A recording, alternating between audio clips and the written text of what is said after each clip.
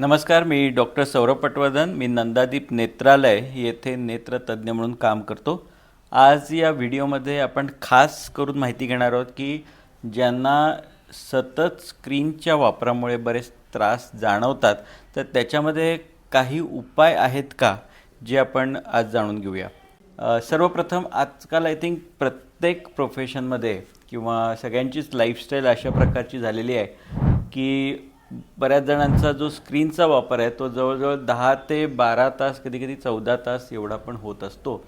आणि ज्यावेळी तुम्ही डॉक्टरांकडे येता आणि तुम्हाला जे डोळ्याचे प्रॉब्लेम्स असतात, हे प्रॉब्लेम्स वेगवेगळ्या प्रकारचे असू शकतात. जसं डोळा कोरडा वाटतो, जळजळतो, थकवा येतो, फोकसिंगला प्रॉब्लेम वाटतो की ब्लर दिसते मला, डोळे लाल होणे, काही वेळा जास्त पाणी जाणे डोळ्यातून, जरा वारा लागला की त्रास होणे, काही वेळा झोप कमी होणे, मान दुखणे, डोळ्याच्या वर भुवया दुखणे, डोकं दुखणं, हे असे वेगवेगळे प्रॉब्लेम्स हे बऱ्याचदा या ओव्हर यूज ऑफ स्क्रीनमुळे होतात. पण आता प्रॉब्लेम असा आहे की बरेच लोक म्हणतात की डॉक्टर तुम्ही म्हणताय ते बरोबर आहे की स्क्रीन कमी करायला पाहिजे, पण आता आमचं प्रोफेशनच असं आहे की ज्याच्यामध्ये आम्हाला बराच काळ हा स्क्रीन वापरावाच लागणार, म्हणजे आम्हाला लॅपटॉपवर काम असणार आहे, मोबाईलही वापरावा लागणार आहे. तर याच्यासाठी दुसरा काही उपचार आहे का, याविषयी तुम्ही सांगा.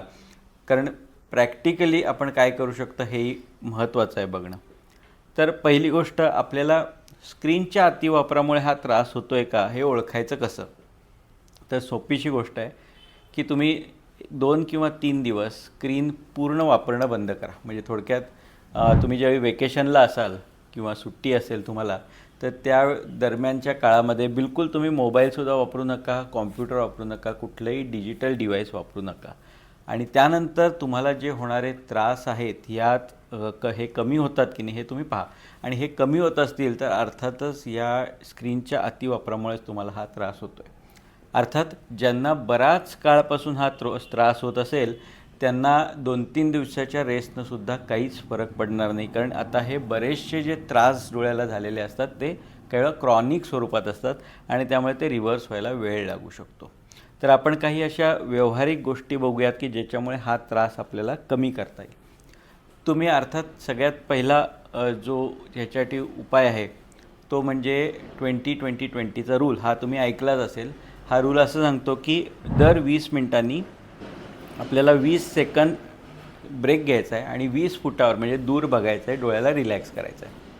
पण प्रत्यक्षात पाहिलं तर डोळे रिलॅक्स होण्यासाठी 20 सेकंद हे पुरेसे नसतात.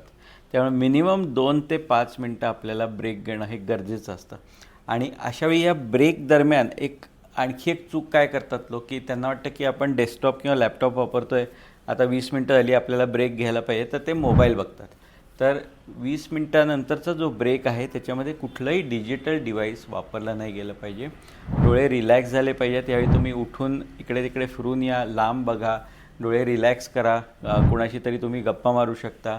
यामुळे तुमचं मन आणि डोळे हे दोन्हीसुद्धा थोडेसे रिफ्रेश होतील आणि त्यानंतर तुम्ही पुन्हा कामाला चालू करू शकता. तर हा सगळ्यात महत्त्वाचा एक याच्यासाठीचा उपाय आहे. दुसरी गोष्ट, ज्यावेळी तुम्ही स्क्रीन वापरताय त्यावेळी शक्यतो जर फॉन्ट थोडा मोठा करता आला तुम्हाला तर ते डोळ्याला जास्त आरामदायक असतं. बऱ्याचदा जर तुम्ही बारीक फॉन्ट बरोबर जास्त काळ काम केलं तर हा होणारा स्ट्रेन वाढतो. त्यामुळे ही गोष्ट तुम्ही करून बघू शकता. तिसरी गोष्ट आहे की ज्यावेळी आपण कुठली स्क्रीन बघताना खूप ब्राईटनेस वाढवतो त्याचा, म्हणजे ब्राईट स्क्रीन असते, त्यावेळी डोळ्याचा स्ट्रेन हा वाढत असतो. त्यामुळे शक्यतो जर तुम्हाला डार्क थीम, तुम्हाला माहिती आहे की तुमच्या मोबाईलमध्ये एक डार्क थीम आणि ब्राईट थीम दोन्ही असतात अवेलेबल, तर तुम्ही जर डार्क थीम वापरली तर त्याच्यामुळे डोळ्याला ब्राईटनेसचा त्रास कमी होऊ शकेल आणि त्याचा तुम्हाला जरूर फायदा होईल. तर ते तुम्ही ट्राय करू शकता. याच्यामध्येच नाईट मोड ही सुद्धा एक कन्सेप्ट असते, ज्याच्यामध्ये ब्ल्यूइश जो लाईटचे कलर्स आहेत ते आपले स्क्रीनमधले कमी होतात आणि त्यामुळे सुद्धा डोळ्याला तुम्हाला जास्त बरं वाटू शकतं. 5वी गोष्ट म्हणजे तुम्हाला जे ब्लिंकिंगची सवय, म्हणजे आपल्याला माहिती की स्क्रीन बघताना आपलं ब्लिंकिंग कमी होतं, तर मध्ये मध्ये जाणून बुजून व्हॉलेंटरी ब्लिंकिंग करणं दोन्ही डोळ्याचं, ह्याच्यामुळे सुद्धा तुम्हाला डोळ्याला फायदा होऊ शकतो. याच्यात आपल्याला काही चष्म्यांचा वापर केला जातो का. सगळ्यात पहिल्यांदा महत्त्वाचं म्हणजे तुमचे रेग्युलरली दरवर्षी डोळ्याची तपासणी डोळ्याच्या डॉक्टरांकडून करणं हे फार महत्त्वाचं आहे. बऱ्याचदा डोळ्याला जर छोटासा नंबर आला असेल तर त्याच्यामुळे सुद्धा स्ट्रेन येऊ शकतो बघताना. ज्यांची 40शी जवळ आली आहे किंवा उलटली असेल त्यांना जवळचा नंबर आलेला असू शकतो. तर असा जर चष्मा तुम्ही जर वापरत नसाल तर त्यामुळे सुद्धा डोळ्याचा ताण वाढू शकतो. त्यामुळे जरूर डोळ्याची एक वार्षिक रेग्युलर तपासणी तुम्ही करून घ्या आणि त्याच्यामध्ये जर नंबर असेल तर तो तुम्ही वापरायला चालू करा. ज्यांना जवळचा नंबर आलेला असतो त्यांनी प्रोग्रेसिव्ह चष्मा वापरलेला जे लॅपटॉप किंवा डेस्कटॉप वापरण्यासाठी हे जास्त सोयीस्कर असतं बायफोकलपेक्षा. कारण त्याच्यामुळे आपण जे बसण्याची पद्धती आपली किंवा स्क्रीनवर जे फोकस होतं त्यावेळी मानेची जी अवस्था असते किंवा ज्या प्रकारे आपण मान व्यवस्थित ठेवू शकतो ती प्रोग्रेसिव्हमध्ये जास्त चांगल्या प्रकारे शक्य होते. बायफोकलला काही वेळा अर्गोनॉमिक म्हणजे मानेची स्थिती व्यवस्थित न राहण्याचा त्रास होऊ शकतो. ह्या पुढची गोष्ट म्हणजे आपण ज्यावेळी स्क्रीन वापरतो लॅपटॉप डेस्कटॉप असू दे किंवा मोबाईल त्यावेळी आपली शरीराची पोझिशन काय असते हे सुद्धा फार महत्त्वाचं आहे. जर तुम्ही व्यवस्थित बसत असाल ताठ बसत असाल डोळ्याची जी रचना आहे किंवा मानेची स्थिती जर सरळ असेल आणि ती वाकलेली जास्त नसेल अर्गोनॉमिकली थोडक्यात सांगायचं झालं तर तुम्ही व्यवस्थित सरळ बसत असाल आणि तुमची जी डिजिटल स्क्रीन आहे तुमच्या आय लेवलपेक्षा खाली असेल तर अशावेळी त्यामुळे सुद्धा होणारा त्रास कमी होतो.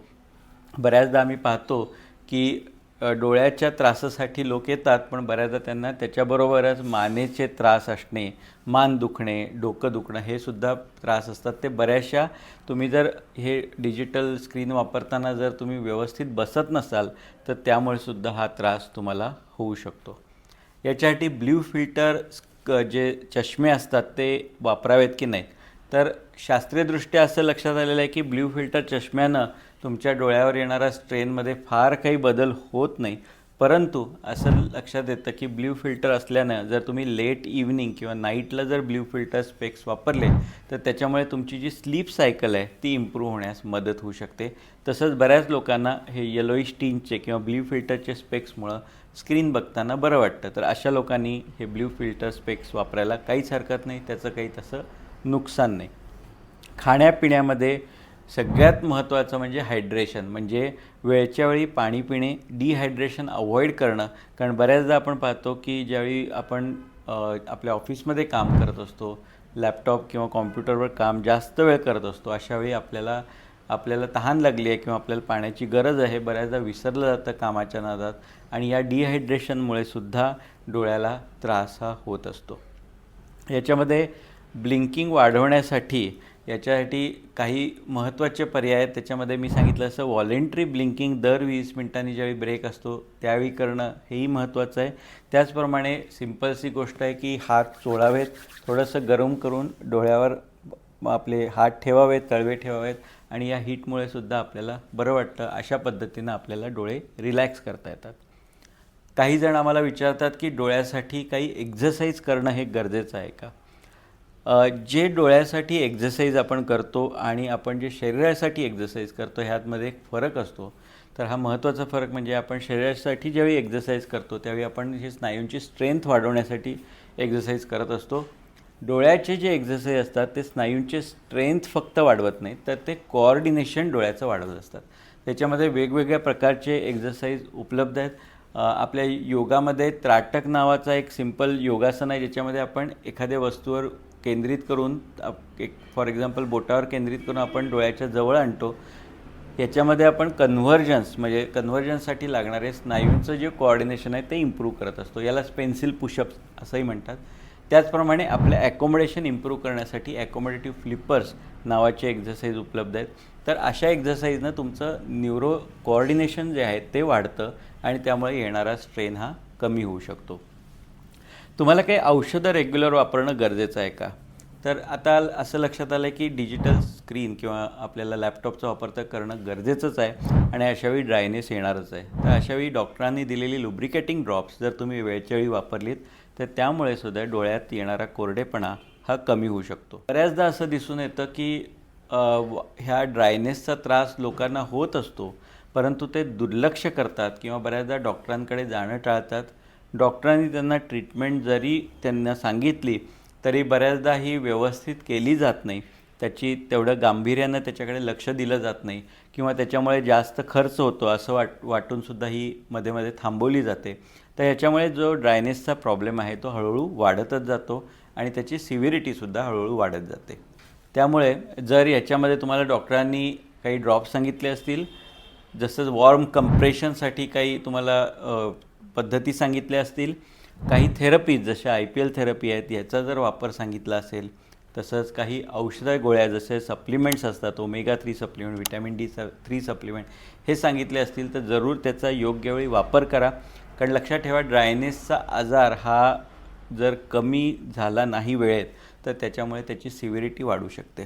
तर असे वेगवेगळे उपचार या ड्रायनेसच्या आजारासाठी आहेत आणि ज्यामुळे ज्यांना काही पर्याय नाही की त्यांना बराच काळ स्क्रीन वापरायचा असेल तर ते ह्या सगळ्या गोष्टींचा त्यांनी जर विचार केला तर त्यांचा होणारा त्रास हा नक्की कमी असेल. याशिवाय आणखी काही तुम्हाला याच्याविषयी शंका असतील तर जरूर तुम्ही आम्हाला विचारा. आमच्या कॉमेंट्समध्ये ते लिहू शकता. आम्ही पुढच्या व्हिडिओमध्ये त्याची उत्तरं देण्याचा प्रयत्न करू. धन्यवाद.